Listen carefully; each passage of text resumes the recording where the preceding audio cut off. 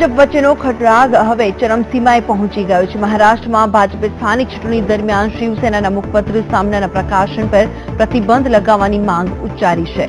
ભાજપની આ માંગની સરખામણી શિવસેના પ્રમુખ ઉદ્ધવ ઠાકરે કટોકટી વખતેના સમય સાથે કરી છે। સાથે જ મુખ્યમંત્રી અને પ્રધાનમંત્રીએ પોતાનું મોં બંધ રાખવું જોઈએ તેવી આકરી પ્રતિક્રિયા પણ આપી છે। ભાજપે ચૂંટણી પંચને પત્ર લખ્યો છે કે તારીખ 16 અને 20 તેમજ 21 ફેબ્રુઆરી નિષ્પક્ષ ચૂંટણી માટે સામના પ્રકાશન પર પ્રતિબંધ લાગવો જરૂરી છે।